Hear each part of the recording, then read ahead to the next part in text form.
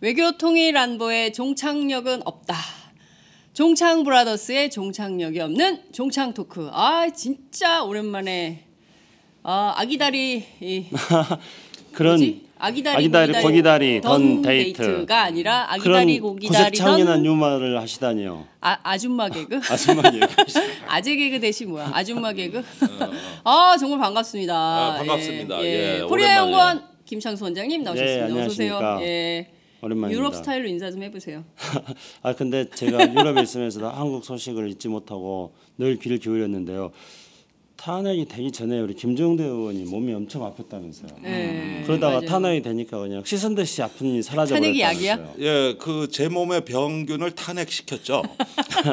거의 동시였어요. 탄핵 가결되고 청와대 딱 전달이 되는 순간 몸이 났어요. 갑자기 온몸이 쑤시던 게 없어지대. 그러더니 신기해. 이상하게 기분이 좋아지더니 야, 이제 떨어지더라고요. 예. 감기를 탄핵하고 돌아온 정의당의 김종대 의원님 오셨습니다. 반갑습니다. 예, 반갑습니다. 예, 예. 진짜 오랜만에 뵈요 두 분. 예. 그 사이에 안 나왔어요? 그 사이에 계속 못 나오셨어요. 왜요? 아팠어요. 아팠어? 아니 탄핵 이후에는 다 나섰잖아. 그때 안 12월 나왔어요. 9일, 12월 9일 날 본회의장 들어가실 때 그때 막 늦게 오셔가지고 저희는 무슨 일이 있나 했더니 편찮으셨다고 얘기 들었어요. 그날이 제일 심했는데 그 결과적으로 좀 약한 가짜 잘 모습을 썼어요.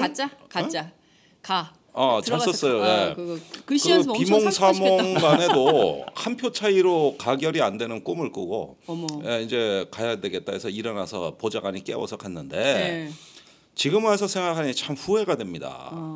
그때 링게로 꽂고 휠체어 타고 들어갔었어야 되는데 그러니까 아직 이걸 마스크 쓰고. 우리 당 지지율은 1~2%는 내가 올릴 수 있었는데 아직 정치 그걸 3% 생각 올릴- 못했어요. 아직 정치 천연생이라고 그래요. 네. 그때 저기- 링거 막 하고 그래 그러고 최순실도 가셔야지. 봐봐. 최순실도 감옥에 딱 가자마자 얼마 있다 바로 일체 타고 나오잖아. 그러니까 그 정도 내공은 있어야지. 글쎄 초선이라 그게 안 그래. 되더라고. 그런 정치 기획이 안 되면서 왠지 약한 모습을 보여주면 부끄러운 수치심해졌는 정치인. 그러니까 뭔가 이렇게 엄살 전략이 많잖아요 정치권이. 맞아요. 네. 저는 아직 그것이 체질화 안 돼 있고 수용이 안 돼요. 그때 그 휠체어 타고 링거 꽂고 들어가셨으면은 제가 보기에 최소 이틀간 검색어 1위 간다.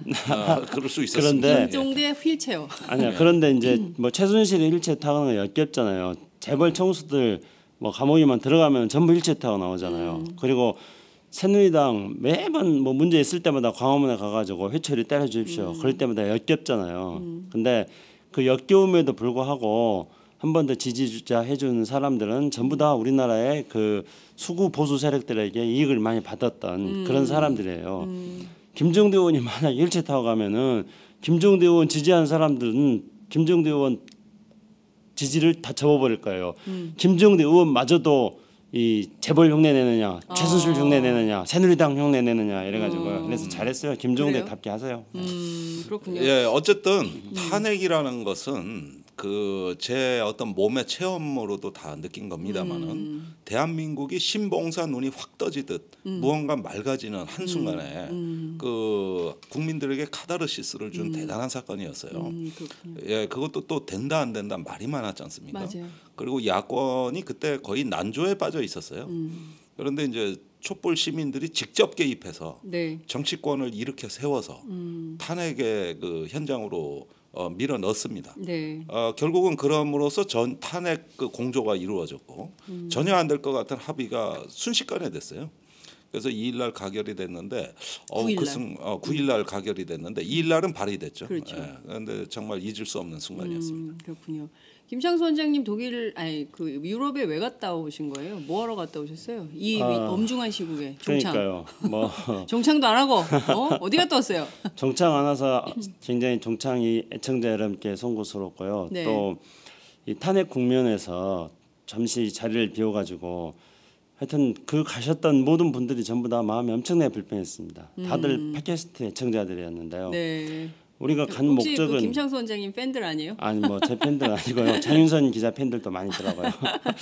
근데 원래 이제 오래전부터 예정돼 있었던 거였어요. 그래서 남북 관계하고 이 동아시아 문제를 우리가 미래에 대한 설계를 할 때 70년간 계속된 유럽 통합의 경험에서부터 교훈을 찾자 이런 취지에서 유럽 통합과 또 이제 유럽 통합의 가장 큰 암초인 브렉시트, 그 유럽 연합에서 영국이 네. 탈퇴하려고 한 그래서 유럽 통합의 역사에서 동아시아의 교훈을 찾고 블랙시트라는 왜 이렇게 말이 안 돼. 암초는 약간 영국과 독일 발음이 섞인 것 같아요. 글쎄요. 브렉시트라트.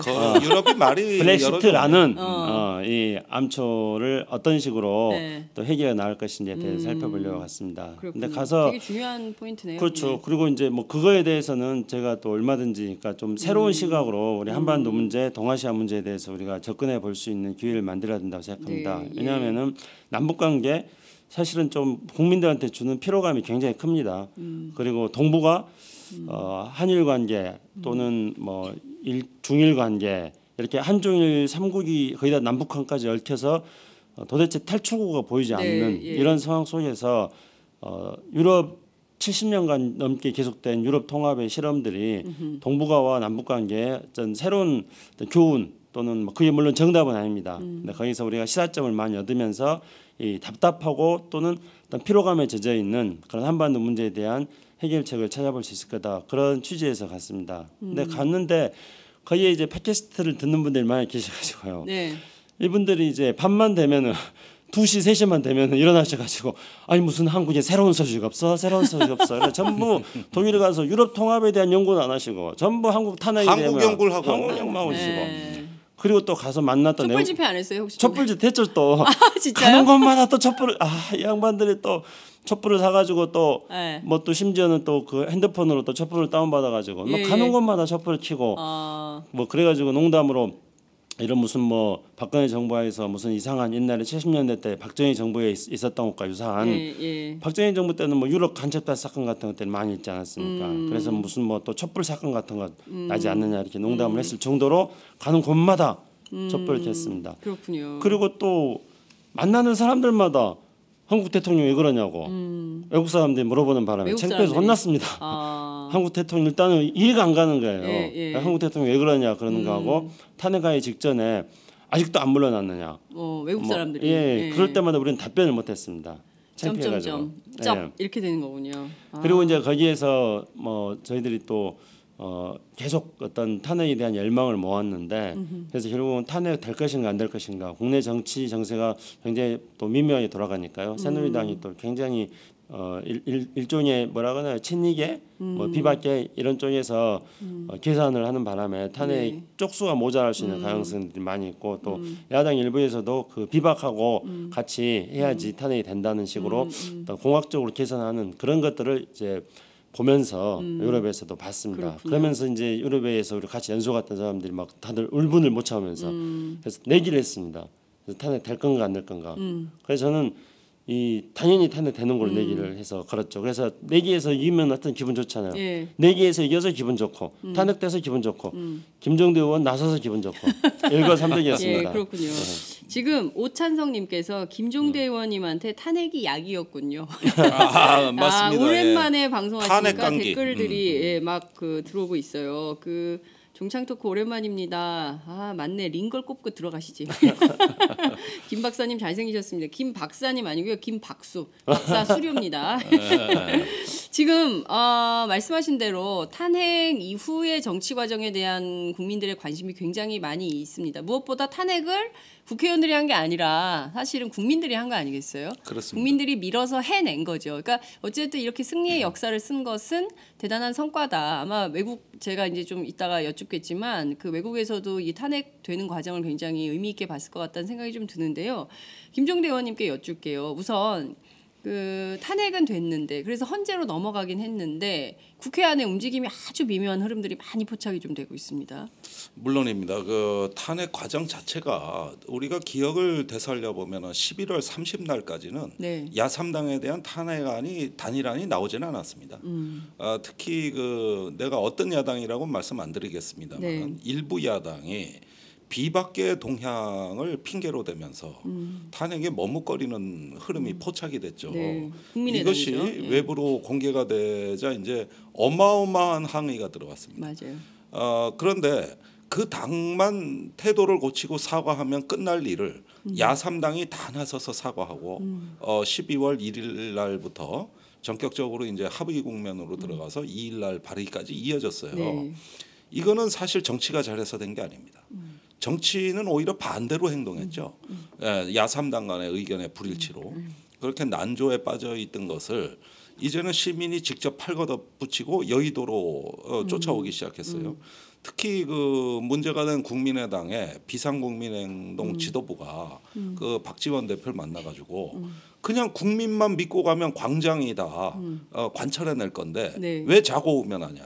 1시간 반을 면담하면서 굉장히 그 세게 얘기를 했거든요. 네, 엄청 싸우셨다고 들었어요. 예, 그리고 12월 2일 날 아침에는 박지원 대표가 사죄라는 표현을 몇 번이나 연달아 쓰면서 반성한다는 표현을 했고 그러자 급물살을 타기 시작했습니다. 그런데 요즘 탄핵이 가결되고 나니까 네. 모든 야당이 자기가 처음부터 탄핵을 주장했대.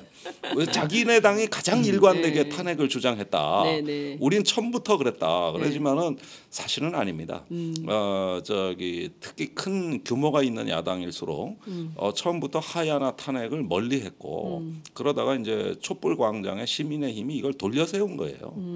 그렇게 해서 이제 가결이 되는 이 드라마가 써졌습니다. 이 헌정일의 정말 아주 결정적 순간이었어요. 네. 그렇게 해서 결국은 대의제 정치가 촛불에 압도당한 네. 말하자면 그 정치의 어떤 붕괴입니다. 이것도.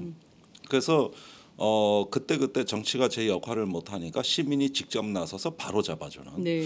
이런 면에서 저도 정치권에 와 있었습니다만은 이게 흔히 볼 수 있는 일이 아니고 아주 특이한 특이점에 도달해 있었던 예. 것이죠. 20대 국회의원들은 역사에 남을 탄핵에 직접 참여했던 국회의원으로 역사에 기록이 될 것 같은데요. 말씀하신 대로 지금 국민들이 지금까지 끌어오고 있고 말씀하신 대로 그 촛불이 사실은 아유 이 정도면 뭐 나오겠어. 뭐 탄핵됐는데 뭐 얼마나 나오겠어 했는데 100만이 나왔어요. 네. 그리고 뭐 아유 첫 주니까 나왔을 거야. 뭐 둘째 주에 뭐 이렇게 얼마나 나오겠어 했는데 77만이 나왔어요. 이번 주 이제 9차 촛불 크리스마스 이브예요. 또 얼마나 나오실지. 그거는 다른 동력이 있다고 봅니다. 그 제가 광화문 집회는 다 참석했어요. 그리고 본 집회 끝나고 그 뒤에 뭐 자정 새벽까지 이어지는 것도 네. 여러 차례 봤습니다만은 대한민국 국민이 네. 말하자면 서민들 그중에 약자들이 이렇게 많은 대중들 앞에서 자기의 서러움이랄까 애환을 과연 떳떳하고 가슴 딱 펴고 얘기해 본 적이 몇 번이나 있었는가. 맞습니다. 그러니까 거기에서 이제 그 새로운 에너지가 분출한 것은 뭐냐면은 그동안 자기 얘기를 못 하고 억눌려 살아오신 이런 어떤 그 사회적 약자들이 당당하게 자신을 표현해냈다.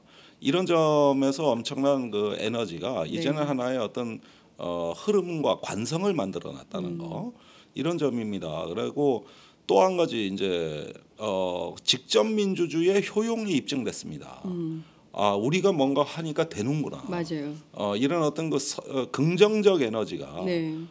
이제 하나의 광장 정치의 효용감을 만끽한 거예요. 그러다 보니까 그것이 이제 또 추후로 이어지게 만드는 힘을 만들었죠. 그런데 한 가지 걱정되는 것은 네. 그것이 탄핵이라는데 이제 나중에 집중이 되다 보니까 그럼 탄핵 이후는 어떻게 할 거냐. 그렇죠. 이런 또 로드맵을 아직까지 예. 정치가 좀 뭔가 구체적으로 예. 또 비전 있게 제시하지는 못하고 있거든요. 지금 2주째 시간을 허비하고 있는 거예요. 야3당이 제가 보기에는. 그러니까 허비하고 있어요.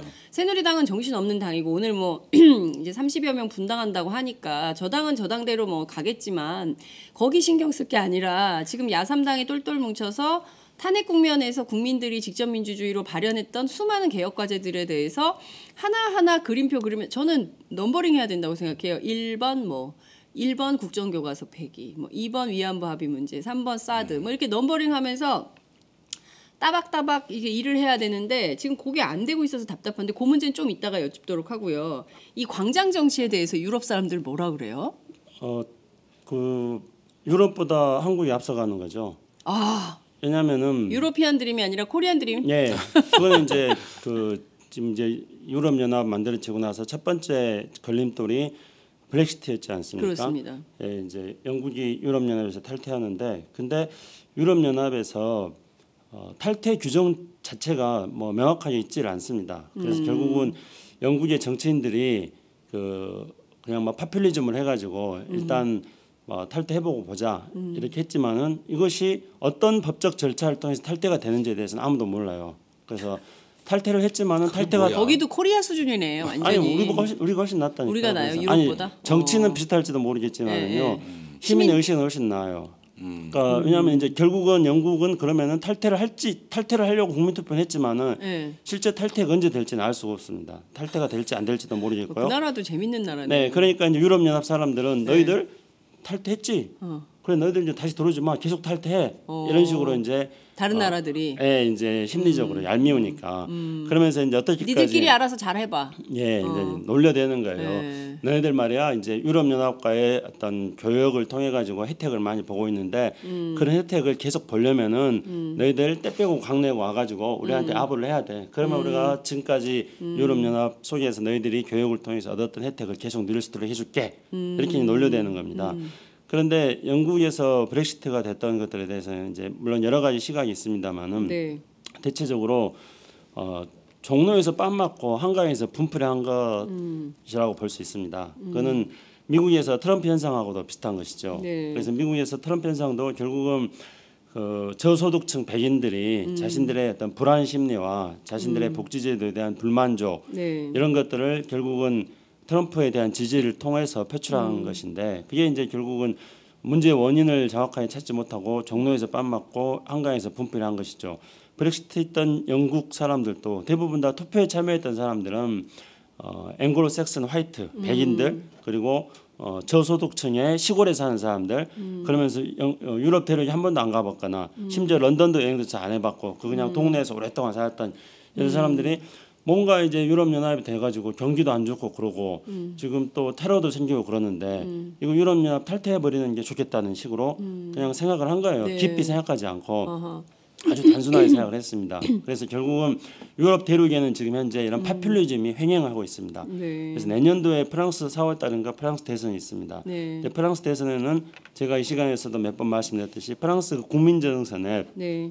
르팽? 파퓰리스트의 네. 르팽이 이제 지금 뭐 최소 2인을 할 겁니다. 그러니까 지금 포퓰리즘의 바람을 지금 불러일으키고 있습니다. 네. 12월 달인가 있었던 오스트리아 선거에서 다행히 그 구급 파퓰리스트가 네, 아슬아슬하게 졌어요. 예. 만약에 그 사람이 이겼으면은 그걸 징검다리를 해가지고 내년 프랑스 대선에까지 파퓰리즘에 선풍적으로 바람이 일어났을 가능성이 높습니다. 물론 여전히 그 파퓰리스트들이 횡행하고 있는 그런 것들은 유럽의 실상입니다. 근데 그게 먹히고 있다는 거죠. 그렇군요. 근데 한국은 어떻습니까?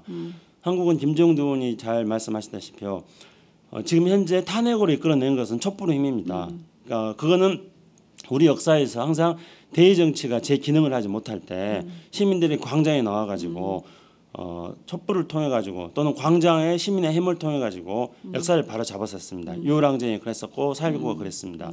그래서 이 팟캐스트에서도 제가 말씀드렸습니다만은 이 시민의 힘과 그 다음에 언론에서 권력 감시를 지속적으로 하는 그런 시민과 언론의 힘, 민원 합작으로 반드시 이 탄핵을 이룰 것이다. 정권 퇴진을 이뤄낼 것이다. 그렇게 했는데 실제로 그 촛불의 힘이 쭈삣쭈삣하는 어떤 정치인들을 탄핵으로까지 세우게 만들었던 것입니다.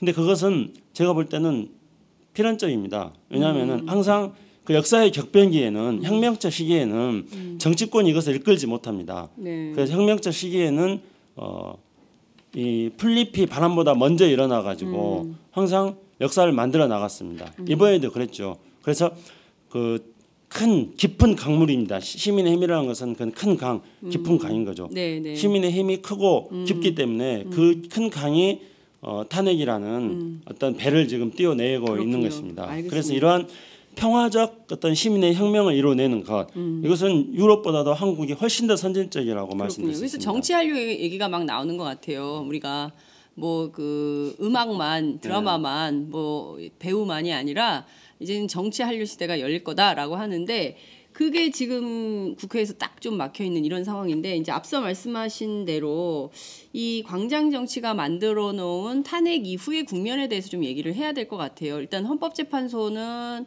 이제 그 심리를 시작을 할 거고요. 그리고 또 특검이 이제 오늘 현판식을 갖고 그 본격적인 수사, 박근혜 대통령 계좌 추적도 한다는 거고 정유라 씨에 대해서도 체포영장을 발부한다는 속보 지금 들어와 있는 상황입니다. 그건 그렇고 그 국회 안에서 해야 되는 역할들이 많이 있지 않습니까? 그러니까 요새 뭐예요, 국회의원님들? 예, 전국의 틀이 이제 탄핵 심판과 네. 국정조사, 네. 특검 네. 삼발이로 그렇습니다. 지금 예. 유지되고 있는 것이죠. 네. 이것은 상호 의존 관계라고 봐야 됩니다. 네. 어느 한 가지 소홀할 수 없어요. 그렇습니다. 다 같이 보완적 관계로 해서 지금 한국 민주주의가 굴러가는 상황 자체는 예. 이 세 개 축에 의해서 진행되고 있다. 네. 물론 이 모든 것도 박근혜 대통령이 지금 이 순간이라도 자기 권력을 내려놓으면 더 아름답게 승화되고 더 빨리 결실을 맺을 수 있습니다만은 끝까지 버티는 안 박근혜. 내려오면 되는 거 아니에요? 그다음에 네. 청와대는 지금 농성장이 됐어요. 아, 청와대가 농성장이 됐다. 청와대 농성장이죠. 수사 거부하고 저기 뭐냐 검찰 물러가라. 또 저기 헌법재판소에다가는 성명서에 가까운 답변서 내놓고 예. 이게 농성장이지 뭡니까?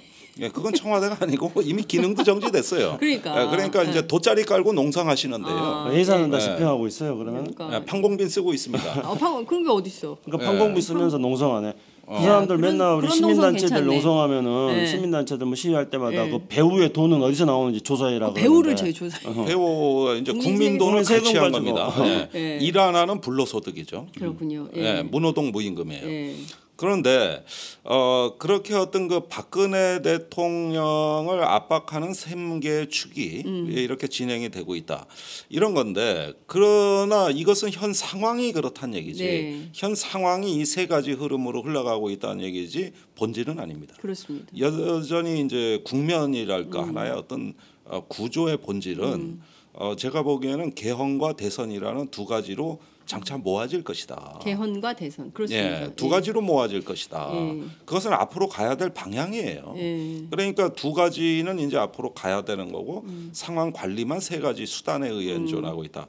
정치 뭐 하냐? 네. 그 질문을 주신 건데 네. 제가 봐도 잘 모르겠어요. 이게 하나의 어떤 그 촛불의 에너지가 이제 분출될 수 있는 출구를 제시해 줘야 되는데 네. 이 점이 미흡합니다 우선. 예, 그다음에 그 이런 상황에서 지금은 대한민국에 여당이 없다고 보면 돼요. 여당 부재죠. 예, 예. 실제로 여당이 없는 가운데서 그 이제 국회가 또는 제 정당들이 이런 어떤 그 권력의 공백을 빠르게 메우면서 전국을 안정시키고 새로운 대한민국을 만들어갈 수 있는 이런 공통의 로드맵이 존재하지 않습니다. 네. 그러니까 그게 되게 위험한 이런- 순간인 예, 이런 틈을 황교안 국무총리 즉 권한대행은 예. 자기가 그걸 다 주도해야 된다고 또 생각하고 있습니다. 권한대행이니까. 예. 그러니까 이런 어떤 그 양상은 뭐냐 하면은 어떤 그 프랑스 혁명 때도 많이 보여졌습니다만은 봉기 이후에 네. 그 어디로 가야 될까 길을 찾는 어떤 혼란상 네. 이런 것들이 다소 좀 우려스럽다. 물론 앞으로 탄핵 심판의 어떤 일정이라든가 특검에 따라서 자연적으로 정리되는 측면이 있지만 네. 그렇다 하더라도 정치가 적극적이지 않다. 정치가 제 역할을 못한다. 이런 점에서 매우 우려되는 상황이라고 아니 할 근데 수 그러니까 국민들 생각은 지금 여당이 부재하다 너무 당연해요. 왜냐하면 박근혜 대통령을 만든 핵심 주체가 사실 이제 집단의 최순실로 박 대통령을 보좌하고 함께 정치 세력을 구축해온 데가 바로 새누리당이지 않습니까? 네. 그러면 광장의 요구는 해체 새누리당, 정당 해산해라 이런 요구를 하고 있어요. 물론 이제 지금 자체 분화해서 오늘 보니까 35명이 탈당을 결행을 했다는 건데요. 네. 요게 이제 어떻게 흘러갈지 이걸 하나 중요하게 봐야 되는 포인트인데 그건 놔두고 새누리당은 뭐 저렇게 갈 수밖에 없는 거고 그럼 나머지 야삼당이 똘똘 뭉쳐서 뭔가 역할을 해야 되는 거 아니냐는 그러니까 거죠. 그 권력을 사실 야삼당이 지난 총선 때 줬잖아요. 여소야대 국면으로 국민들이 드렸잖아.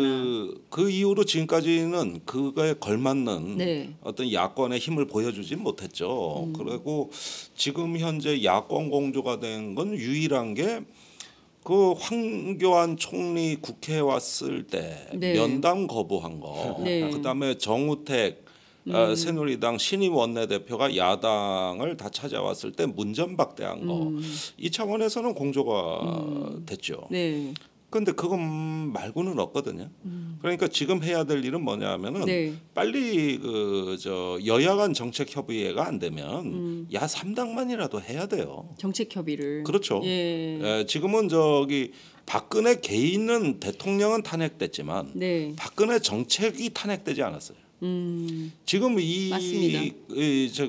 정치가 이제 앞으로 해야 될 역할은 박근혜 대통령 개인이 아니라 네. 그 대통령직이 아니라 그 대통령직으로 인해서 파생된 네. 잘못된 정책에 대한 청산입니다. 적폐 해소예요. 맞습니다. 이게 새로운 대한민국을 만들어 달라는 광장의 요구에 부응하는 것이다. 네. 그렇다면 그런 어떤 구체화된 조금 더 세분화된 어떤 그 정책 협의가 있어야 되고 네네. 그 중에는 역시 검찰과 언론과 재벌 개혁이라는 이 세 가지의 어떤 최순실 게이트의 구조적 본질 네. 이것에 대한 어떤 그 처방이 나와야 됩니다. 그리고 나머지 뭐 개헌이랄까 이건 합의되기가 어려워요. 기본적으로 네. 대선 전에 네. 그런 것들은 개헌 특위가 이제 가동이 되니까 네. 그런 어떤 제도적 틀로 넣으라는 거예요.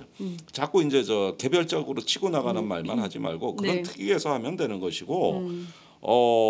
지금 해야 될 일은 박근혜 체제 탄핵이에요. 네. 박근혜 체제와 거기서 파생된 반국민적인 네. 어떤 민생에 반하는 정책 탄핵을 야3당이 결의해야 된다. 네네. 그러면서 그 헌법재판소 일정에 맞게 각 당은 경선의 룰을 짜고 네. 또 대선의 어떤 전국을 관리하는 데 있어가지고 정책 협의를 하고 네. 이런 것들 해야 되는 거죠. 말씀하신 대로 야3당이 박근혜 정책 청산위원회 뭐 이런 걸 만들어서 리스트업을 해가지고 뭐 쭉쭉 하면 되는 거 아니에요? 근데 그게 그렇게 어려운가요? 몇 가지 단편적인 측면에서 접근할 상황이 아니죠. 지금. 네. 왜냐하면은 지금은 어떤 이 시민혁명에 의해 가지고 국가 권력의 공백 상태가 생긴 그런 상황이기 때문에 네. 이런 상황에서 황교안 총리가 뭐 권한대행이라 해야죠. 뭘 할 수 있는 하게끔 놔줘서도 안 되고요. 네. 그러면 뭘 해야 되냐면은 어차피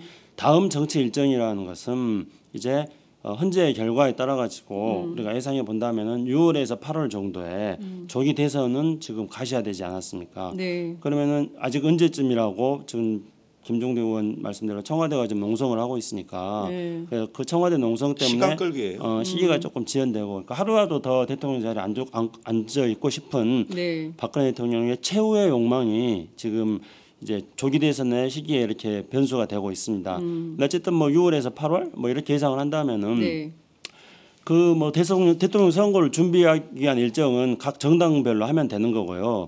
그다음에 이제 국회에서는 뭘 해야 될 것인가? 네. 저는 국회에서는 세 가지를 해야 된다 생각합니다. 첫 번째는 지금의 일단 비상 상황이기 때문에 네. 이 비상 상황에 대한 위기 관리를 어떻게 할 것인가에 대한 국회 차원에서의 어떤 뭐 비상시국회의. 뭐 논의든지 기구든지 뭐 대책이든지 하여튼 이런 게 있어야 된다 생각합니다. 네. 그다음에 두 번째로는 그 이제 김정도 의원 말씀하신 뭐 개혁안, 이 적폐청산 내지는 개혁 이것들을 또 추진해 나가야 되는 거죠. 네. 그리고 세 번째로는 대한민국의 새로운 대한민국을 만들기 위한 국가 미래를 어떻게 만들 것인지에 대한 미래 비전을 만들어 나가는 것들. 저는 이 세 가지를 국회에서 해야 된다고 생각합니다. 그리고 그것은 국회가 현재 황교안 총리에게 권한대행이니까 다 해라 그렇게 하는 게 아니라 사실상 국회가 그 권한을 가져와서 네. 국회에서 행정부를 강제하는 방식으로 진행시켜 나가야 된다 생각합니다. 그래서 위기 관리라는 것도 지금 더 이상의 이 박근혜 정부에게 이거 맡길 수 없는 부분들이 많이 있기 때문에 네. 그래서 왜냐하면 박근혜 정부의 국정 공백이 생기니까 지금 이 조류독감 AI 문제 네, 무차별적으로 확산되고 있지 않습니까? 그런데 이런 부분들을 국회에서 일종의 어떤 그 위기관리 뭐 위원회라든가 위기관리 공동협의체 같은 것들을 만들어 가지고 국회에서 이런 문제에 대해서 행정부를 압박해 가지고 네. 국회에서 매일 같이 행정부에 대해서 감시를 해서 마치 청와대 NSC가 행정부를 통제하는 것처럼 이런 위기 시에는 국회에서 그런 어떤 협의 기구 같은 것들을 만들어 가지고 행정부를 강압하고 통제해서 위기를 관리해 나갈 수 있는 그런 게 돼야 한다고 생각합니다. 그리고 개혁안도 두 번째로 개혁안도 만들어야 되고요. 세 번째로 이제 그 우리가 이렇게 지금 하는 것들이 그냥 박근혜 정부 뭐 박근혜 대통령 탄핵 한 번에 끝내자 하는 게 아니지 않습니까? 그렇습니다. 그러니까 지금 이번에 아까 처음에 시작할 때도 말씀하셨습니다마는 시민들은 이제 그냥 집으로 안 들어가요. 네. 그러니까 탄핵했다 그래서 집에 들어가 버릴 수 있는데 장윤선 기자 말씀한 것처럼 탄핵 끝나고 나서 줄지 않고 더 계속 나오고 있지 않습니까? 네. 그건 왜 그랬겠습니까? 우리가 이미 경험해봤지 않습니까? 4.19 때도 죽 서서 개줬고 6.25 항쟁 때도 6.29 선언을 하니까 시민들은 집으로 돌아갔거든요. 그러다가 그 결과는 죽 서서 개주는 거였잖아요. 그렇기 때문에 이번에 탄핵이 됐지만은 시민들은 집으로 들어가지 않겠다. 다시 거리로 나오겠다 해서 계속 나오고 있습니다. 그 계속 시민들이 거리에 나오는 거는 죽 서서 개주지 않겠다는 거고 죽 서서 개주지 않다는 것은 다시 말씀드린다면은 새로운 대한민국을 설계해라. 그것에 대한 요구를 하고 있는 겁니다. 그러면 국회에서는 바로 새로운 대한민국을 어떻게 설계할 것인지에 대해서 무슨 토론회 같은 것도 하고 국회에서 그런 비전을 만드는 그런 세 가지를 해야 한다 생각합니다. 물론 대선에 대비해 가지고 하는 것은 그거는 자기 각 정당들이 해야 될 일이고 국회 차원에서는 그 정도는 저는 해줘야지 되지 않나 생각합니다. 그렇군요. 이 세 가지 상황 처음부터 그런 얘기는 나왔던 것 같아요. 뭐 국회 정부 기구를 만들자. 그래서 네. 시민사회와 야당 뭐 무슨 이렇게 정부가 함께하는 비상시국회의 그런 같은 틀을 얘기도 만들자 이런 얘기는 있었는데 유야무야 됐어요. 예, 그건 3당이 이제 야권에서 네. 이게 참으로 그 합의가 잘 안 되는 부분인데, 저는 사실 안에 들어와서 보니까 각 당의 그 지도부들. 네. 근데 물론 정의당은 일관되게 했어요. 네. 처음부터 하야를 얘기했고 지금까지도 변함이 없는데 네. 그 당론이 왜 수시로 바뀐다든가. 또는 그 저 당 대표들의 그 돌출 행동 이런 것들을 보고서 깜짝깜짝 놀라는데 그런 것들을 나름 바로잡아준 건 다 의원총회입니다. 네. 각 당에. 그렇습니다. 그러니까 옛날에 보면은 당 대표가 뭘 해도 밑에서 말을 안 들어서 또 뭐 초선들이 들고 일어나서 예. 뭐 이래가지고 정치가 붕괴되는 현상을 많이 봤는데 20대 국회의 경우에는 당 지도부에서 어깃장을 놓고 무슨 돌출 행동을 하면 의원총회에서 이걸 다 바로잡아주는. 그러니까요. 저는 민주당 의원들의 집단지성의 힘을 보고 깜짝 놀랐어요. 예, 그렇죠. 예. 그런 걸 보고 참 예전의 국회하고는 정반대로 움직이는구나. 네, 예. 이런 것들이 아주 놀라웠거든요. 근데 정의당은 작아서 뭐 그럴 필요조차도 없는 것이 우리는 처음부터 정리가 잘 돼 있었으니까. 예. 그런데 그런 과정에서 대의 정치에서도 약간의 변화의 조짐이 보이는 것은 역시 그 보편적이고 일반화된 여론에 근거해서 네. 차근차근 이런 부분들을 풀어나가는 잠재 역량은 사실 국회만침 이렇게 잘 갖춰지고 다이내믹한 데가 없습니다. 여기는 그런 어떤 것들은 다 뽑힌 사람들이에요. 그렇죠. 예. 그런데 왜 문제가 되느냐? 그런데 왜 이런 문제가 구체적 결론으로 안 나오느냐? 그러니까요. 그게 궁금해요. 이게 항상 그 저기 물음표였거든요. 네네. 근데 제가 내린 결론은 그래요. 각 당의 지도부들이 다 불안해한다는 거예요. 뭘 불안해요? 당의 지지율을. 아 이렇게 하면 지지율 빠지면 어떡하지? 이런 거요? 어떡하지? 또 괜히 우리가 저 당에 비해서 네. 지금 떨어지- 주도권을 못 잡고 주도권. 밀리고 있는 거 아닌가? 내 존재감은 어디에 있는가? 이런 점에서 항상 압박감을 느끼다 보니까 네. 무리수가 나와요. 그러니까 저희도 취재해 보면 추미애 대표의 경우에는 박지원 대표의 워딩에 굉장히 신경을 많이 쓰시더라고요. 그 둘 사이의 사이에. 감정적 앙금은 이제는 치유가 불가능하다고 보시면 됩니다. 그래요. 예. 그런데 그런 것들이 뭐냐면은 광장을 직시하고 이 정치의 본질에 주목해야 될 때 네. 어떤 그 당 지도부의 위신 문제에 주목했다는 것이죠. 그러다 보니까 결국은 예기치 않은 무리수 이런 것들이 이제 돌출적으로 거의 매일 쏟아졌어요. 네. 그런 것들이 이제 결국은 야권 공조에 균열을 가면서 모든 의사 결정을 어렵게 했거든요. 그런데 이런 부분들의 개인적 감정만 벗어버리면 네. 사실은 그렇게 어려운 문제들도 아니었어요. 탄핵 관리하는 것도. 그렇군요. 그러니까 결국은 이 국회 지도부의 이제 리더십이 실종되는 가운데 밖에서 자유로운 상상력을 아무 거리낌 없이 발휘할 수 있는 대선 후보들이 네네. 이 전국에 대한 주도권을 회수해 가고 있어요. 그래서 거기서 이제 주도해 나가는 그러니까 지금 보면 당은 당대로 입장이 나오고 또 대선 후보는 대선 후보들대로 매번 입장이 나오니까 기자들이 기사를 쓸 때 당 입장도 쓰고 그 유력 대선 후보들의 워딩도 다 써서 이 정치 기사가 요새는 대충 메시지 관리가 이렇게 되는 것 같아요. 근데 그렇습니다. 이제 문제는 말씀하신 대로 이제 개헌하고 조기 대선 두 가지 포인트를 저희가 좀 짚어야 되는데 35분 넘고 있어서 오늘 새누리당 탈당을 했어요. 탈당파 35명, 35 플러스 알파 이렇게 있어요. 그리고 반기문 유엔 사무총장이 계속 그 기자회견을 엄청 하셔요. 뭐 특파원 간 다음에 네. 뭐 유엔 출입 기자 간 다음에 그래서 드디어 이제 마지막으로 한국 오기 전에 특파원 간 다음에 몇 번 하다가 오늘 드디어 고별 특파원 간담회를 또 했어요. 그래서 조국을 위해서 이 한번 불사르겠다, 불사를 수 있다 이런 얘기를 했습니다. 특파원 간다음에 또 하실 겁니다. 또예요? 오늘은 고별이면 이제 고별 후 간다음에 뭐 이런 식으로 또 할 겁니다. 퇴임 간다. 그렇군요. 아니 퇴임 아직 안 했나? 네, 퇴임 아직 안 했으니까 계속? 퇴임 간다음에 할 것이고요. 그렇군요. 그다음에 이제 출국 간다음에도 할 거고요. 출국 간다음에 계속 할 겁니다. 입국 간다음에도 해야 되잖아요. 네, 그렇죠. 아직도 공항 많이. 귀빈실이 바빠지겠어요. 네. 근데 이제 이러면 이제 반기문 유엔 사무총장이 지금까지는 말을 삼가했었는데 박근혜 대통령을 정면 그 비판하면서 저 배는 안 탈 모양이다. 그 동안에는 이제 친박이 띄우는 배의 수장이 될 거다. 이제 이런 분석, 실제로 그런 생각이 있었는데 새로운 배를 타게 될 거다. 그러면 개헌을 매개고리로 한 제3지대 이제 론이 탄력을 받게 되는 이런 상황이 될 거다. 라는 전망이 좀 나오고 있는 건데요.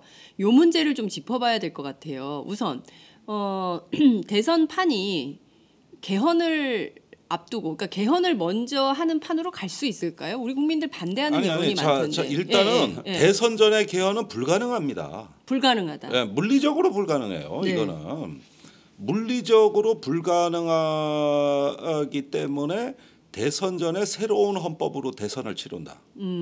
이거는 저는 이미 물 건너갔다고 봐요. 예, 그거는 현실적으로 어렵습니다. 물론 뭐 정치권의 90%가 찬성해서 어느 날 3분의 2가 가결하면 되지만 지금 그 과정 자체가 저는 사실은 어렵다고 보고 지금의 개헌에 대한 논의는 박근혜 적폐 청산에 대한 논의에 일견 편승하면서 상당히 탄력을 받아가지고 다음 어떤 그 시대, 다음 세대 또는 다음 정부에서의 권력의 틀이라든가 국민 기본권 증진을 어떻게 가져가야 될 것인가 이런 논의 정도로 앞으로 풀어질 걸로 예상이 됩니다. 그렇군요. 근데 왜 이렇게 개헌하는 걸까요? 그건 뭐 아주 간명하지 않습니까? 그러니까 개헌을 이야기하는 거는 우리 사회 속에서 개헌의 필요성들은 저는 존재한다고 생각하고요. 그리고 대한민국의 미래의 비전들을 만들어 나가는 과정에서 개헌이 거쳐야 될 절차라고 생각합니다.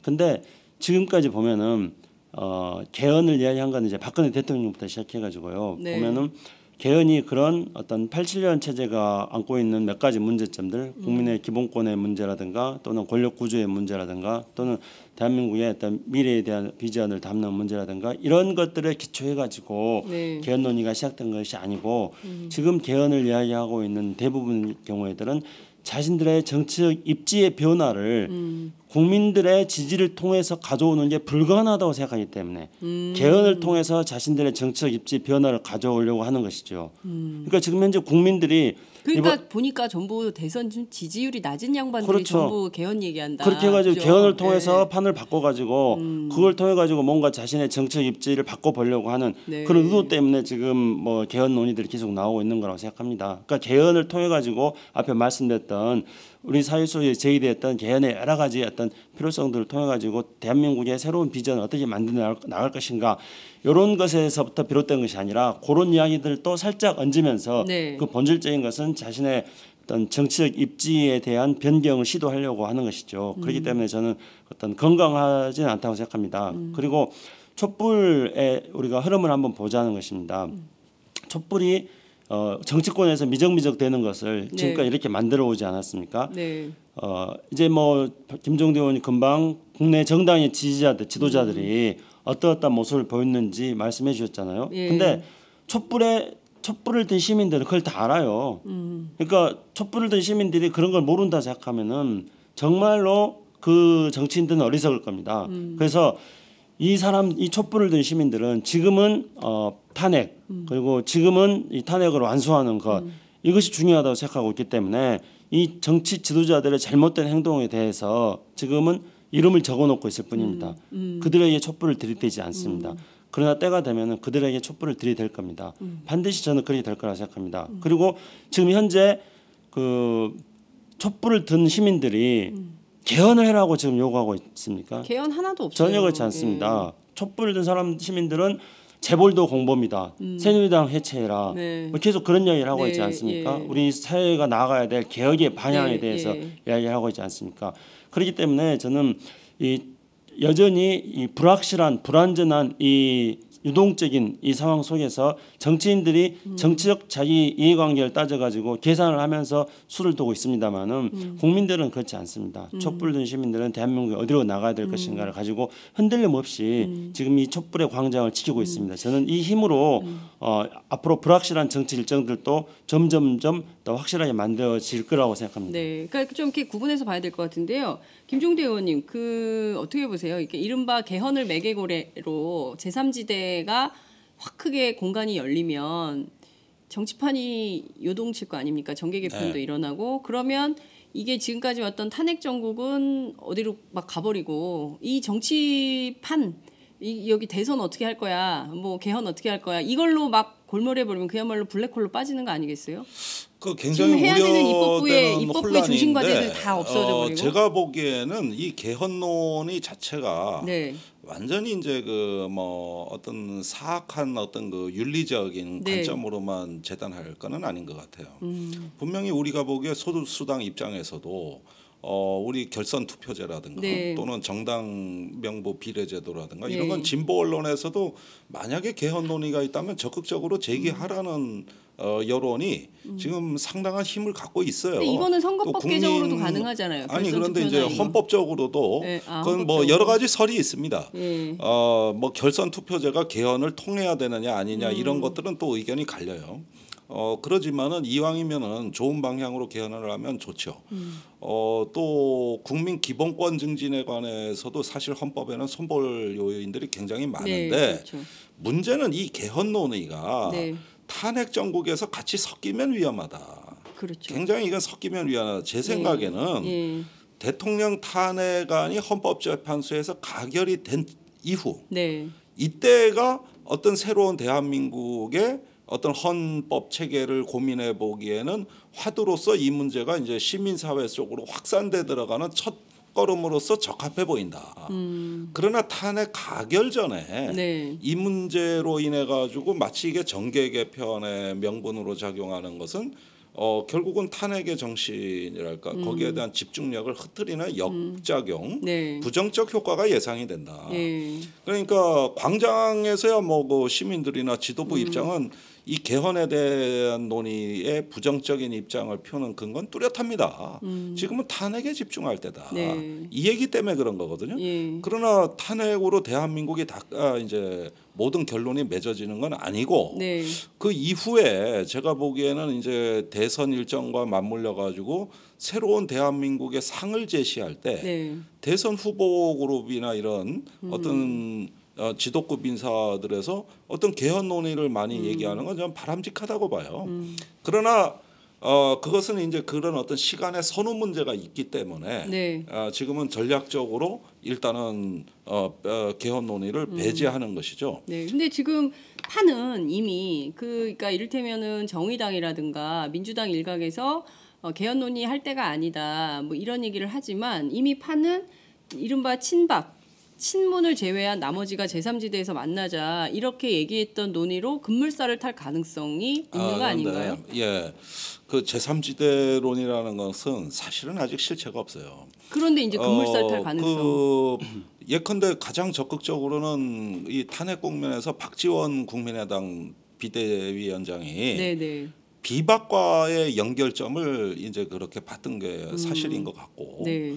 또 일각에서는 이제 그 반기문 총장의 어떤 행보를 둘러싸고 그렇습니다. 그 밑에다가 이제 텐트를 치는 이런 식의 어떤 제3지대론도 분명히 존재하는 것 같고 또 그런가 하면 또 새로운 신당 창당을 선언하고 일찌감치 깃발을 올렸던 정의화 의장 네. 그룹들도 존재하는 거예요. 거기도 이제 합류를 하겠죠. 예, 이런 등등 해가지고 양당 독점 정치의 폐해를 일소하자는 것들은 대부분 제3지대론이라는 하나의 그 추상적인 패러다임을 근거로 해가지고 많이 움직이고 있는 건 사실이에요. 그러나 이것이 대선 때 과연 현실적인 힘으로 얼마나 작동할 것인가는 아직까지는 명확치가 않습니다. 우선은 정당 구조 자체가 불확실하기 때문에 그래요. 예, 지금 오늘 새누리당이 이제 네. 본격적인 분당의 길이 시작이 된다면 네. 이런 어떤 저 보수의 재편이 일단은 가장 눈여겨보여야 될 네. 지점일 겁니다. 예. 지금 보수 세력이 재편돼야 된다는데 그 사람들은 이견이 없는 것 같아요. 그렇죠. 예. 그래서 그 보수 혁신론 뭐 이런 것들이 이제 엄청나게 그 자중질환으로 겪고 네. 그것이 기존 야당 세력의 일부와 또 손을 잡느냐 안 잡느냐 이런 논의가 있는데 그렇게 쉽지는 않을 겁니다. 굉장히 쉽지는 않을 거예요. 그런 만큼 제3지대로는 여야의 각기 네. 저기 당을 박차고 나온 사람들끼리 만들어낸 허상일 수도 있어요. 제가 현실로는 보기에는 그거는 아직까지 현실적인 힘을 갖고 있는 논의가 전혀 아니다. 그러니까 그냥 일종의 차찬 속에 머릿속의 구상에 불과할 거다. 이제 이런 말씀 주셨어요. 그럼에도 김창수 불구하고 원장님 어떻게 보세요? 제3지대로는 끊임없이 그 허영을 쫓아가는 그러니까 무지개를 쫓아가는 그런 어떤 동화 속의 소년처럼 그 정치적인 자기 근거가 불확실한 사람들이 끊임없이 눈에 보이는 그 무지개를 향해 가는데 그 무지개가 바로 제3지대로일 겁니다. 그러니까 뭐 그럴싸해 보이잖아요. 네. 그러니까 제3지대를 만들어 가지고 가령 뭐 지금 오늘 탈당한 그런 비박들 하고 네. 그다음에 또 뭐 야당들 하고 또 뭐 기존에 또 여당에서 아까 김정대가 말씀하셨던 뭐 이런 분들하고 뭐 많이 있지 않습니까 지금 제3지대에 네. 거론될 수 있는 사람들. 물론 오늘 신문 보니까 안철수 의원은 제3지대에 대해서 강력하게 반대한다. 네, 뭐 이렇게 나왔는데. 새누리당과 함께 할 생각 없다. 예. 비박 탈당한 근데 이제 사람들도. 제가 볼 때는 그렇게 강력하게 반대한 안철수 의원을 제외하고 나머지 분들은 대부분 다 제3지대에 대한 어떤 그 장밋빛 환상에 당분간 자기 정치적 생명을 다 걸 사람들이라고 생각합니다. 그리고 그 제3지대론을 현실화시키는 것은 개헌을 통해서 가능할 거다. 그렇게 생각할 거라고 봅니다. 그렇게 해서 정치권의 이합 집산이 네. 앞으로 계속 일어날 것이고 그것이 자신들의 생존의 길일 거라고 판단할 거라고 봅니다. 근데 저는 보수가 혁신하는 건 좋다고 생각합니다. 네. 제가 이 자리에서도 계속 말씀드렸습니다마는 우리나라는 보수가 그동안에 보수가 아니었기 때문에 네. 보수가 수구에 의해 가지고 지배당하는 그래서 수구 보수 동맹에 의해서 보수는 수구에 의해서 그냥 뭐 완전히 종속되는 그런 네. 관계였습니다. 예. 그래서 우리나라는 보수가 없었습니다. 그래서 그동안에 수구 세력에게 종속당했던 자기 반성을 먼저 하는 것이 네. 뼈저린 뼈를 깎는 반성을 하는 것이 보수가 새로 태어나는 길입니다. 그래서 김무성 대표 같은 사람이 뭐 이번에 뭐 비박계로 해가지고 탈당해가지고 뭐 보수 정당 만든다 그러는데 저는 코웃음을 칩니다. 그분이 지금까지 했던 것들을 보면은 그분이 보수적인 보수 정당으로서 보수 정치인으로서 길을 걸었던 게 아니라 그분은 수구 세력에 앞장서 가지고 네. 내가 가장 수구다고 충성을 가장 맹세한 것처럼 행동했던 정치인이었습니다. 네. 그 대표적인 경우가 바로 NLL 문장을 줄줄줄 외우면서 그렇습니다. 선거 때 이용하고 그러고 나서 그거 NLL 문장을 줄줄 외우지 않았느냐 그러니까 뭐 찌라시에서 봤다 그러고 뭐 이런 분 아닙니까? 그렇기 때문에 저는 이런 분들이 보수를 재편하려면은 자신들이 그동안에 수구의 앞잡이가 되고 수구에 종속돼 가지고 그동안에 한국 정치를 왜곡시켜 갖고 한국 민주주의를 탄압해 왔던 것에서부터 뼈저리게 반성하는 그런 노력들이 있어야지 저는 보수가 거듭날 거라 생각하고요. 그렇게 거듭나는 보수에 대해서는 저는 환영을 합니다. 그런 걸 거듭나게 하기 위해서 야권이 해야 될 것은 그런 정계 개편 논의 아니라 박근혜 적폐청산이라는 거예요. 그렇죠. 예, 이런 논의로서 이제 일관된 원칙과 방향을 잡아갈 때 그런 어떤 새로운 재편에 불과한 수구 재편에 불과한 이런 부분들을 효과적으로 견제해낼 수 있다는 것이죠. 지금까지 새누리당의 문제라는 건 뭐냐면은 그 박근혜 대통령의 말 한마디에 일사불란하게 네. 어떤 그 복종이 아니라 응종, 맹종을 했던 세력이라는 데 문제가 있는 거 아닙니까?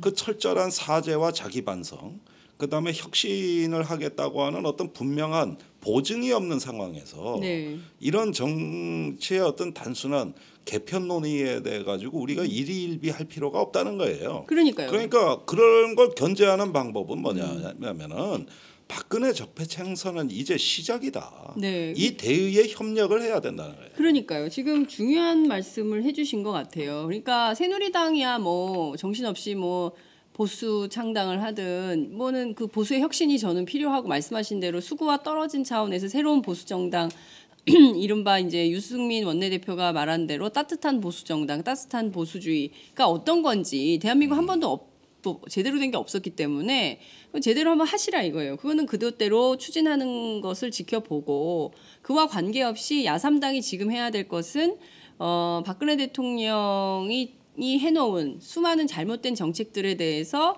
원상회복하거나 아니면 그 서민과 중산층의 요구가 완전히 말살된 수준의 경제 정책들에 대해서 어떻게 복구할 건지에 대한 해답을 찾거나 노동 정책들 말이죠. 뭐 이 성과연봉제 느닷없이 해버리고 막 이랬는데 이제 이런 문제들에 대해서 어떻게 할 것인지를 좀 로드맵을 좀 만들어서 그거를 차분히 가져가는 게 그래서 그리로 이게 몰고 가고 이건 이것대로 가고 좀 길을 나눠야 되지 않냐는 그래서 그런 그 청산의 흐름에 동참하는 보수를 협상의 그렇죠. 파트너로 인정해줘야 되는 거예요. 네. 그런데 지금까지 박근혜 정부에서 끊임없이 부역하고 호가호위하고 그러면서 온갖 기득권 다 챙겼는데 이제 박근혜 대통령이 탄핵당하니까 쌩까고 나온다. 그러면서 나 새로운 보수야 이렇게 주장하면 그걸 받을 거냐는 거예요. 호박에 야당이. 줄 긋는다고 수박이 됩니까? 그게 수박입니까? 아니면 무에 노란색 칠한다고 참외 됩니까? 아니죠. 맛이 달라. 그거는 한 껍질만 까보면은 바로 무야. 도로 침박이라는 거 다 드러나게 돼 있는 거예요. 네. 그럼 무엇으로 보증하고 검증할 것이냐예요. 그거는 바로 적폐청산입니다. 그러니까 국정교과서 세월호, 그다음에 사드, 위안부, 그다음에 노동 성과연봉제 등등 해가지고 네. 이런 것들이 어떤 면에서의 왜 박근혜 표, 최순실 표 농단의 산물인가 이런 것들 야당은 설명하고 거기에 대해서 동조하는 보수가 있다면 네. 그건 협상의 파트너로 인정해주는 그렇게 해가지고 일종의 전향을 시켜야 돼요. 아니 그러니까 그러지 않고 그냥 이름만 바꿨다고 된다? 그러니까 어찌 보자면 이런 거예요. 뭘 믿고? 그 박근혜 대통령이 이미 침몰을 할 위기에 있으니까 네. 살겠다고 나오는 거 아니겠어요? 그래서 네? 제 얘기는 그겁니다. 이 저기 어쨌든 광장의 힘은 새로운 대한민국으로 이제 가져야 된다. 그렇습니다. 그리고 정말 오랜만에 가슴 피고 허리 꼿꼿이 펴고 당당하게 약자들이 자기 이야기를 했었던 그게 원래 광장이 아니더라도 우리 민주주의였어야 되는 그럼요. 거예요. 예. 이것이 대한민국의 그 새로운 대한민국의 하나의 프로토타입 원형을 보여준 거거든요. 그래서 우리는 광장에서 촛불만 들자는 얘기가 아니에요. 네. 그 촛불이라는 것들을 하나의 정치 문화로 바꿔줘야 되는 것이죠. 그래서 그 국민들이 직접 참여하고 또 국회의원이나 대통령이나 국무총리나 장관도 소환당할 수 있는 네. 이런 헌정틀을 만드는 게 언젠가 탄핵 이후에 저는 개헌의 실내용을 이루어야 된다고 봅니다. 네. 그러면 이렇게 밀고 나가는데 다 같이 협력을 할 수 있다면 네. 그렇다면 그것은 우리 정치의 일원이 될 수 있지만 오케이, 좋아. 부역을 한 내력을 다하는데 우리가 그 이력을 다하는데 네. 이런 정치 불량품들을 그대로 인정을 해놓고서 그냥 그걸 새로운 어떤 그 정치적인 실체라고 해버리면 이건 뭐냐 도로 침박됩니다. 그리고 우리가 그동안 역사가 계속 그랬던 거 아니에요? 70년 동안 대충 그냥 네. 그냥 덮고 지금까지 와서 오늘날 이렇게 엄청난 적폐들이 다 드러난 거 아니겠어요? 그러니까 이 지금은 개헌 특위가 구성될 때가 아니라 네. 박근혜 적폐 청산 특위가 구성될 때다. 반민특위처럼? 그렇죠. 그렇게 해서 국회는 우선 그런 것들을 지금은 탄핵위원회가 있습니다. 네. 탄핵소추위원회가 있어요.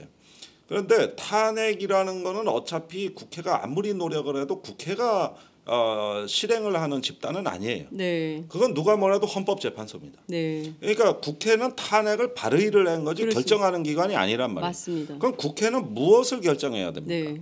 그거는 지금까지 이루어졌던 박근혜를 넘어가지고 거의 박정희 체제라고 할 수 있는 이런 실패한 체제를 네. 바꿔주는 겁니다. 그 시스템을 이제는 혁신해 주는 거예요. 여기에 힘을 모아야지 어디에 힘을 모으실 겁니까? 그래서 이런 것들은 정당이 해야 될 일이고 네. 정당이 주체가 돼서 국회가 해야 될 일이고 어차피 입법부의 역할이에요. 그게. 그게 해야 될 일이고 저기 하나의 선순환 구조로서 그 외곽에 존재하는 대선 후보들은 비전을 만들어줘야 됩니다. 이렇게 해서 이것이 하나의 네. 선순환 구조로 굴러가야지. 사실 지금 새누리당은요 대선 후보를 낼 권한 자체를 박탈해 버려야 돼요. 무슨 자격으로 대선 후보를 냅니까? 친박당이 무슨 대선 후보를 낼 거야? 반기문 후보 내는 거 아니에요? 그러니까 반기문이 그리로 가지도 않겠지만 네. 사실은 네. 얼마 전까지만 해도 그러고 반기문은 친박 총장이었어요. 맞아요. 우리가 이 사실 부인해서는 안 됩니다. 그 저기 탄핵당하고 나가지고 저기도 입장 바꾼 거예요. 어느 날 저 줄근 호박이란 말입니다. 딱 보니까 거기 안 되겠거든. 예, 그리고 제가 뭐 반기문 그 총장하고는 2년간 청와대 같이 앞방에 근무했는데 앞방에 계셨어요. 예, 그래서 2년 동안 저는 겪었잖아요. 반기문 총장 아는 분이구나. 잘 알죠. 네. 그런데 그분은 네. 노무현 대통령한테서 단 한 번도 네. 직언이나 소신 발언을 해본 적이 없는 사람이에요. 그래요. 단 한 번도. 그래서 기름장어예요. 그리고 책임질 일을 네. 단 한 번도 자기가 앞장서서 그 문제를 해결한 게 아니라 과거의 본인 행적에 있어서도 책임 지우기 일만 하셨어요. 잠깐만요. 오늘 반기문 총장 인터뷰 내용 보면 반 총장은 과거 노무현 전 대통령을 배신했다는 그간의 말들에 대해서 이런 얘기를 했습니다. 그것은 정치적인 공격이다. 노무현 정부 밑에서 일하기 전에는 노무현 대통령과 관계가 전혀 없었다. 나는 생면부지다. 라며 유엔 사무총장까지 되게 도와준 것은 감사하게 생각하지만 묘소에 참배를 했느냐 안 했느냐로 배신 운운하는 것은 정치적 아니 공격이다. 저도 묘소에 참배했냐 이런 게 배신이냐 아니냐는 정치적 결산을 하듯이 나오는 거는 네. 그건 너무 좀 저 친노 패권주의라고 생각합니다. 네. 그건 너무 사소한 거예요. 네. 그것이 아닙니다. 네. 어떤 공동의 정부 속에서 네. 우리가 하나의 공동체 속에서 네. 신념과 열정을 공유했느냐 네. 또 다 공유를 못했다면 그 중에서 서로의 인정하는 가치가 있느냐 하는 건데 문제는 이분은 변신의 속도가 너무 빨랐다는 거예요. 그러니까 그런 뭐 난 묘소에 찾아와라 마라 이런 걸로 사람 평가하고 싶진 않아요. 그러나 그 어떤 하나의 시대에서 중요한 국가적인 문제를 처리하면서 네. 그 시대에 일정 정도 나도 책임이 있다고 느끼고 있느냐는 것이죠. 노무현 대통령이 심의를 기울여서 네. 반기문 외교부 장관을 유엔 사무총장이 되게끔 적극적으로 협력을 했습니다. 그러면 노 대통령이 반기문 외교부 장관 유엔 사무총장이 되게 왜 그렇게 심의를 기울여서 노력했는가? 그거는 이제 당연히 뭐 대한민국의 외교부 장관이 유엔 사무총장이 되면은 뭐 우리 국민들의 자긍심이 높아질 거다. 뭐 그런 생각도 있었겠죠. 근데 뭐 유엔 사무총장이 다른 나라도 마찬가지지만은 우리가 유엔 사무총장을 배출했다 그래가지고 뭐 그 나라의 국격을 높이 평가하거나 뭐 그러지는 않습니다. 네. 우리만 그렇게 생각하는 것이죠. 근데 보다 더 중요한 거는 한국에서 유엔 사무총장을 배출함으로써 이제 한국이 나가야 될 방향들, 특히 이제 미국과 중국이라든가 이런 국제 정치의 그런 급박하게 돌아가는 상황 속에서 어떤 대한민국의 균형 외교를 추진해 나갈 수 있는 그런 어떤 유리한 환경을 만들어 나가 보자 이런 취지에서 이제 반기문 외교장관을 유엔 사무총장으로 적극적으로 이제 협조를 해서 유엔 사무총장이 되게끔 한 거죠. 그러면은 반기문 총장이 그런 어떤 뜻에 따라 가지고 유엔 사무총장이 됐다면은 뭐 저도 반기문 총장이 무슨 뭐 노무현 대통령 뭐 묘소를 갔네 안 갔네 이런 것보다는 과연 유엔 사무총장으로서 어떤 유엔에서 수행해야 될 어떤 세계 평화와 국제적 분쟁 해결이라든가 이런 것들에 얼마만큼 기여를 했으며 네. 그리고 또 동북아시아에서 유엔 사무총장으로서 자신의 어떤 역할과 권한의 범위 내에서 동북아시아의 평화 정착을 위해서 어떤 기여를 했으며 그리고 남북 관계 속에서 반기문 총장이 어떤 기여를 했는가 이런 것을 통해 가지고 한국 외교의 지평을 어떻게 넓혔는가 이런 걸 가지고 반기문 총장을 평가해야 된다고 봅니다. 그런데 반기문 총장은 작년 12월 28일 날 한일 외교장관 회담에서 위안부 문제에 대해서 최종적 불가역적 합의했다고 하니까 가장 먼저 잘했다고 앞장서서 환영했던 맞아요. 분이시거든요. 네. 그러니까 반기문 총장은 역대 유엔 사무총장들 중에서 가장 박하게 평가를 받는 가장 무능한 사무총장이라고 평가를 받는 분입니다. 그리고 한일 관계에 대해서도 뭐 역할을 하지 못했었고요. 뭐 남북 관계도 마찬가지고요. 그렇단다면은 유엔 사무총장이 된 그 취지 또는 노무현 대통령이 반기문 총장을 밀어준 것에 대해서 보답하지 못하는 점에서 배신자라는 이야기를 들을 수 있는 것이지 뭐 이 양반이 뭐 노무현 대통령이 어디 뭐 묘수 참배를 안 했다 이런 것은 아니라고 보고요. 그래서 이제 반기문 총장 하는 이야기가 뭐 얼마 전에 또 보니까 또 자기는 뭐 노 대통령을 뭐 존경한다는 그런 비슷한 투로 또 이야기를 하더라고요. 그러니까 박근혜 대통령이랑 같이 찰떡궁합을 딱 보이면서 그러면서 차기 친박의 후계자로서 이렇게 내정되었던 때는 언제이고 이제 박근혜 대통령이 완전히 이제 그동안의 어떤 국기문란의 실체들이 다 드러나니까 이제는 박근혜 대통령하고 거리를 두면서 다시 또 노무현 대통령하고 자기가 뭐 가까웠던 사이라는 것들을 슬쩍 또 부각시키는 그러니까 이런 모습 때문에 반기문 총장에 대한 신뢰가 이렇게 떨어지는 겁니다. 그때 달라요.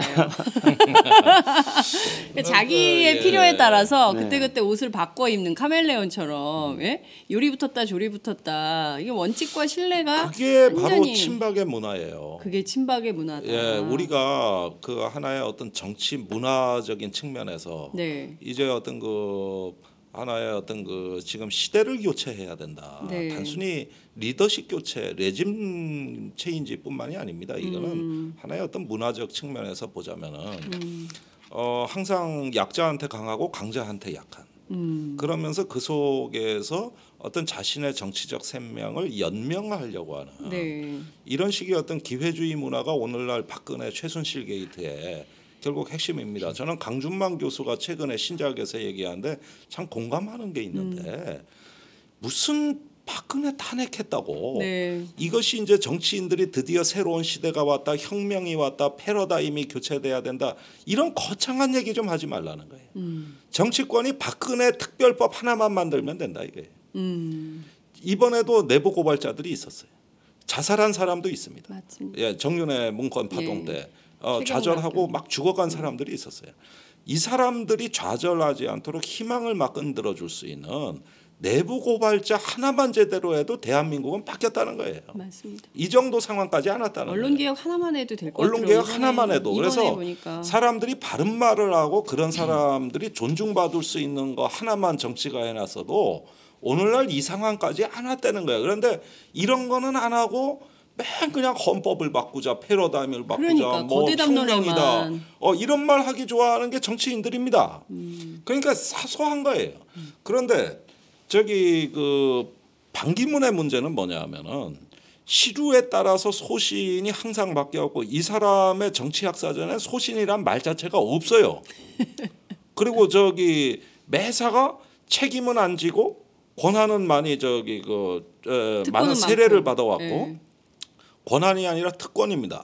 그러니까 이런 속에서 이렇게 사는 것이 아니라 그래도 외롭게 자기 이야기를 했고 그래도 약자를 꾸준히 한 번 가서 그냥 휙 보고 선동하는 게 아니라 꾸준히 그 약자의 편에 계속 있어줬으며 그러면서 또 하나의 어떤 그 땀 흘려 일하고 핍박받고 그러면서 억압을 많이 감수했던 이런 어떤 세력에서 기회주의적 처신을 안 했다 그러면 그러한 사람들이 앞으로 정치적으로 잘 되고 성장해야 돼요. 그렇습니다. 이게 박근혜 청산이라고 저는 보고 그런 면에서 가장 간단한 원칙과 상식을 우리가 정말 이번에 제대로 결실을 맺어서 국민들에게 감동을 줄 수 있느냐? 아니 이거 말고 뭐냐 이. 그런데 자꾸 이런 게 아니라 무슨 국격을 높이고 품격을 높이고 하는 일 없이도 그 자리에만 앉아 있으면 저절로 표를 먹고 들어가는 이 문화가 바뀌어야 됩니다. 예, 말씀하시면 진짜 중요한 것 같아요. 그냥 입법부가 지금 보면 최순실의 그 재산이 결국에는 그 박근혜 대통령의 재산 관리인으로 이렇게 지금 규정이 되고 있고 삼성이 뭐 강아지 강아지 배변판까지 삼성이 갖다 줬다는 거 아니에요. 그 정유라 그 최순실 모녀한테 독일로.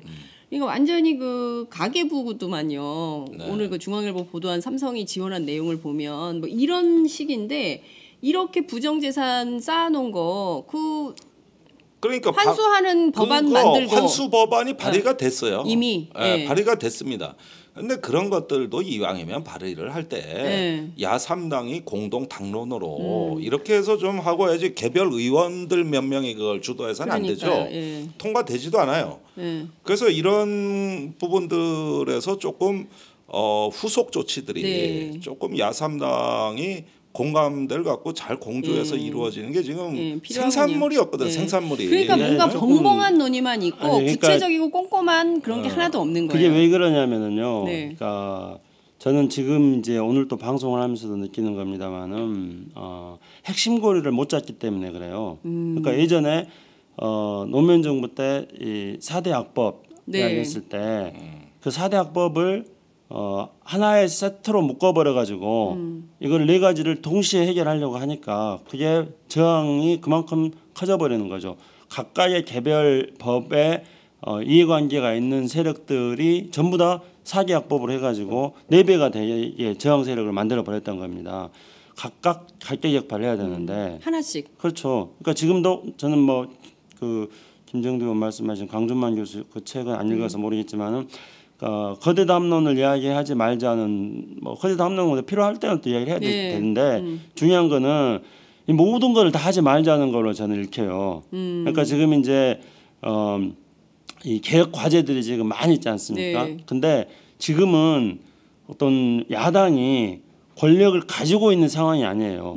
지금 박근혜 정부가 어떤 국회에서 탄핵이 발의가 돼가지고 국정이 공백기인 상태이지 이게 지금 우리가 야당이 권력을 장악해가지고 야당이 지금 집권하고 있는 상태가 아니라는 거죠. 그러니까 야당이 집권했을 때도 4대 악법조차도 그 폐지를 못 시켰는데 지금 야당이 집권한 것도 아니고 박근혜 어떤 그 퇴진을 지금 요구하고 있는 국민적 힘에 의해 가지고 지금 탄핵으로 가고 있는 이런 상황인데 이 상황에서 요구되는 모든 개혁들을 다 실행해 나갈 수는 없습니다.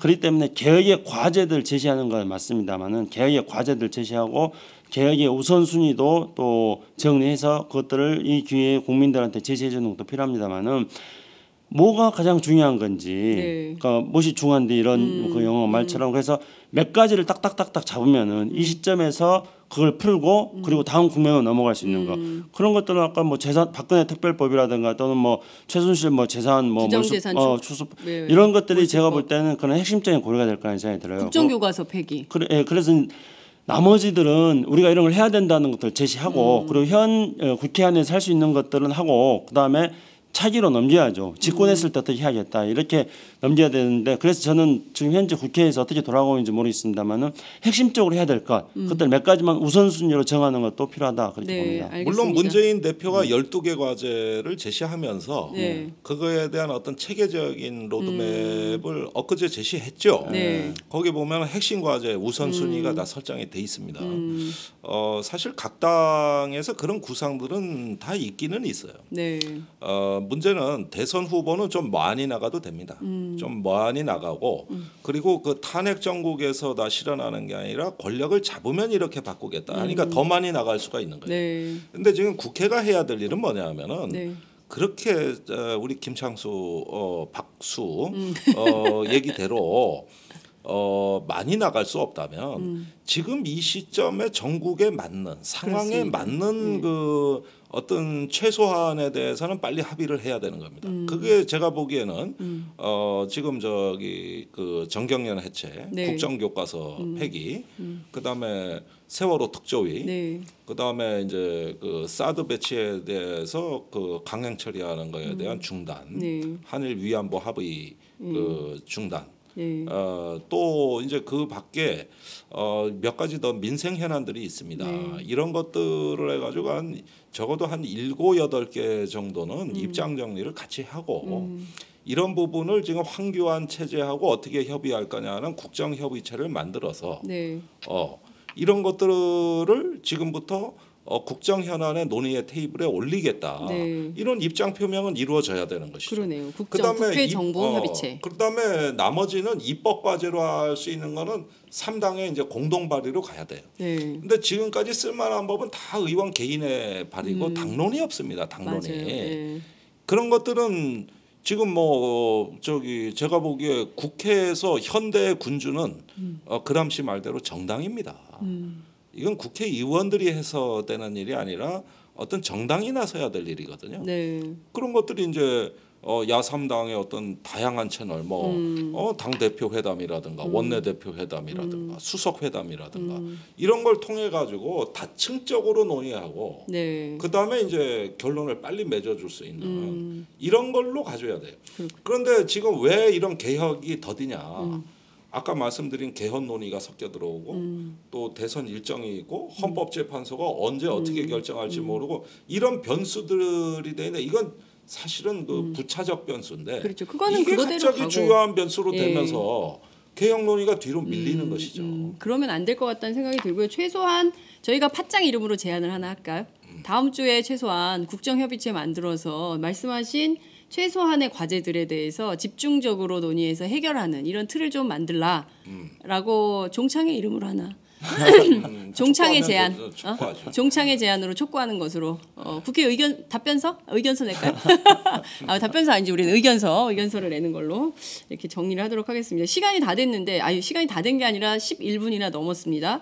그렇지만 이 얘기는 꼭 해야 될 것 같아요. 김창수 원장님 오랜만에 나오셨기 때문에 물어볼 기회가 없어가지고 박근혜 대통령이 김정일 전 국방위원장에게 편지를 썼어요. 주체 91년? 아니 주체 95년? 저 깜짝 놀랐어요. 이런 거 북한에서만 쓰는 거잖아.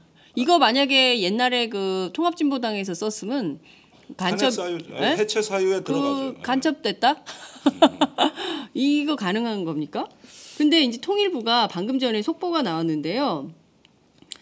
이 편지는 박근혜 대통령이 한나라당 대표를 맡고 있던, 그러니까 한나라당 대표 시절에. 네. 그러면 이거 한나라당이 종북으로 될 수 있어요. 왜냐하면 네. 대표 시절에 쓴 편지이기 네. 때문에 2005년 7월에 김정일 북한 국방위원장한테 보낸 건데 요거 사신이 전달된 것은 아닌 걸로 확인이 됐다라고 긴급 브리핑을 보내긴 했잖아. 보내긴 했는데 가진 않았대요. 근데 북한 양식에다 맞춰서 편지를 쓴 거야. 박근혜 당시 한나라당 대표가. 참 보냈는데 도착 안 했다는 거는 또 무슨 말인지 모르겠는데 그러니까 전달이 안 됐다는 것만 강조해요. 그렇죠. 예. 그러니까 시도를 했다는 거잖아요. 그리고 저 통일부 대변인이 뭐라고 얘기를 했냐면요. 해당 서신을 보냈다고 하더라도 법리적으로는 문제가 되지 않는다. 만약에 딴 사람이 보냈으면 어떻게 됐을까? 이렇게 보냈으면. 우선은 박근혜 대통령의 그 편지 내용에서 네. 뭐 김정일 위원장에 대해서 존칭을 사용하고 이런 거에 대해서 네. 우리 뭐 진보 측에서도 네. 워낙 그 동안에 종북으로 당했기 때문에 네. 박근혜도 종북 아니냐 뭐 이런 식으로 이제 밀어붙이고 있는데 그런 뭐 심정적인 건 충분히 이해가 됩니다. 그런데 네. 어쨌든 그 국가 원수에게 보내는 서신이 네. 그런 뭐 존칭을 사용하는 것은 당연하다고 생각하고요. 국가 원수를 인정 안 하잖아요, 그분들은. 근데 그 당시에 보낼 때는 수괴 이렇게 얘기하잖아요. 그러니까 보낼 때는 인정했겠죠. 네. 그래서 이제 박근혜 대통령이 가서 만나기도 했으니까요. 그래서 그런 어떤 뭐 존칭이라든가 또는 뭐 남북 축구라든가 무슨 뭐 여러 가지 남북 그 교류를 하려고 하는 것들 네. 이런 것들이 또 뭐 문제가 된다고는 생각하지 않습니다. 그런데 거기서 문제가 되는 거는 일단은 북남이라고 표현했던 것들 이런 것들 이런 것들은 참 문제이고 또 주체 연호를 사용한 것들 네. 이런 것들은 문제죠. 네. 그리고 또 문제는 어떤 거냐면은 2002년도에 박근혜 대통령이 북한 가서 김정일 위원장 만나서도 그 결과 보고서에 대해서도 정확하게 어떤 통일부의 결과 보고를 하지 않았어요. 또 이번에 편지를 보낸 것들도 통일부의 승인을 받고 보낸 것도 아니고 네. 이번에 지금 통일부에서 금방 뭐 법적 절차상 문제가 없다 그러는데요. 2004년 유럽 코리아 재단이 2004년부터 2007년까지 통일부로부터 포괄적으로 그러니까요. 대북 접촉 승인을 포괄적으로 대북 접촉 승인을 받았다 하더라도요. 네. 그걸 뭐 언제 어떤 편지를 보냈다는 정도는 통일부에게 보고를 했어야죠. 근데 그런 것도 전혀 보고를 하지 않았고 통일부는 전혀 모르고 있었기 때문에 그렇죠. 그래서 문제가 있는 거죠. 그러니까 한나라당의 대표가 남북 관계를 추진하는 데 있어서 그런 남북 간에 최소한 갖춰야 될 어떤 형식이나 또는 어떤 법적 절차나 이런 것들을 준수하지 않고 마음대로 했다는 점, 이런 점은 사실은 그 국기문란에 준하는 행위라고 보여지고요. 국기문란이다. 그렇죠. 왜냐하면 북한 갔다 와가지고 그거에 대해서 통일을 보고하지 않고 북한에게 편지를 보내는 것도 언제 어떻게 보냈는지 이런 것도 알 수도 없는 거고 그런 거잖아요. 국가보안법으로 딴 사람들은 다뤘을 텐데. 그렇기 때문에 이제 그 당시에는 그것을 남북교류협력법으로 다루기 때문에 국가보안법과 또 별개로 남북교류협력법이라는 게 있습니다. 그래서 남북교류협력의 절차에 어긋나는 것들은 남북교류협력법 위반으로 이제 다루는데요. 근데 한나라당 대표가, 공당의 대표가 그런 어떤 법적 절차를 무시하고 남북관계를 그렇게 추진했다면은 그거는 정말로 그 심각한 문제라고 보고요. 그다음에 두 번째 이런 절차라든가 어떤 표현상의 문제 말고 두 번째 중요한 문제는 박근혜 대통령이 편지 내용을 보면 당시 2005년도에는 뭐 남북 간의 사회문화적인 교류협력을 위해서 굉장히 많이 노력을 했는데 그래놓고 나서 이제 자기가 불리해질 때는 이 남북 간의 사회문화적 교류라든가 남북 교류를 그것을 전부 다 종북으로 몰았다는 거. 그러니까요. 그러니까 이거는 김진태 의원에 따르면 자나깨나 종북. 그러니까요. 우리는 자나깨나 종북 적결.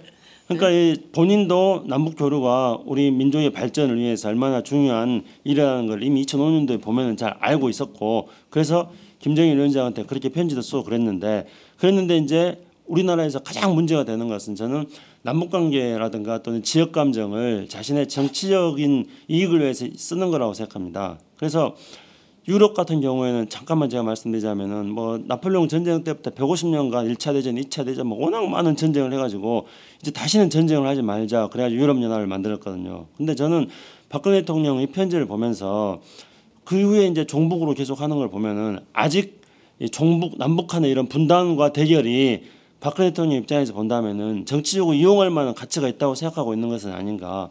그러니까 그렇죠. 남북관계라는 게 남북관계를 개선하는 게 민족의 미래에 도움이 된다는 것을 알고 있으면서도 금방 또 남북관계를 위해서 애썼던 사람들을 종북으로 모는 걸 보면 이 종북으로 몰아붙일 수 있는 현재의 남북관계, 남북과의 대치 수준 이런 수준이 자신에게 정치적으로 이익이 된다고 판단하는 거예요.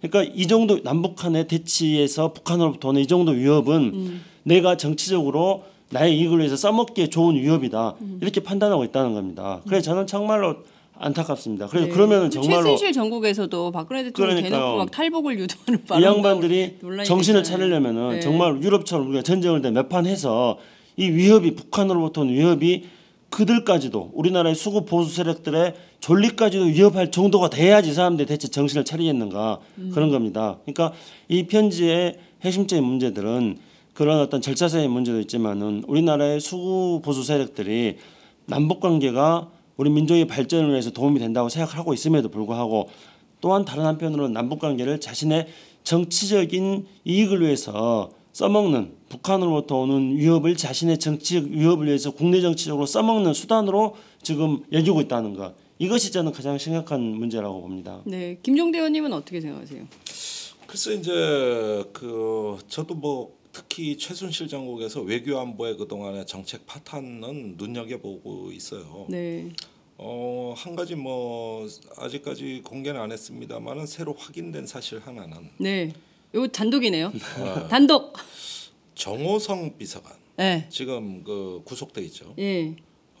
아무리 봐도 행적이 수상합니다. 그 개성공단 폐쇄, F-35 도입, 대북 확성기 방송 재개 등 예. 청와대 주요 회의에 다 참석해서 발언합니다. 다 참석해서. 정호성 비서관이. 네. 예. 그때는 또 아무도 그걸 결행하지 말자 그럴 때 제일 먼저 치고 나오는 것도 그 사람이었어요. 이미 정부 부처에 소문이 나 있었더라고. 정호성이 누구냐? 그 비서관이 어떤 자격으로 저런 발언하냐 이런 것들이 굉장히 그 인상적으로 확산이 되거나 얼마 후엔 정책이 되더라고.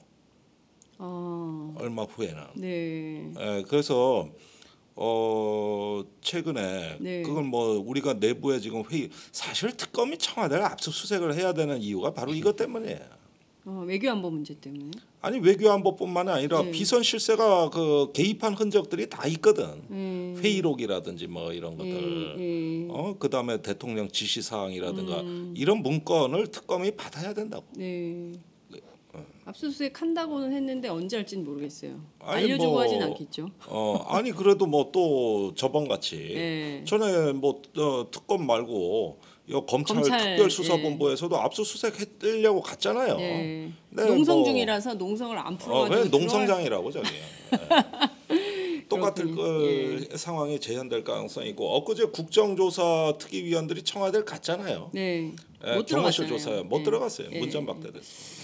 참 그 정호성 전 비서관과 관련해서 행적이 수상한 게 나오면 팟짱 바로 단독 보도를 오늘은 맛배기 정도로 좀 더 가면 좋겠는데 거기까지 말씀 안 하실 것 같아서 네, 이 정도에서 마무리하도록 하겠습니다. 오랜만에 정말 뜨겁게 80분간 짧게 끝내자고 해놓고 이렇게 그러니까 짧게 끝내자고 했는데 너무 지금 또 광화문 가셔야 되는데 시간이 없어서 여기서 마무리를 하는데요. 다음 주에는 저희가 할 수 있는 거죠. 이제 유럽 안 가시죠?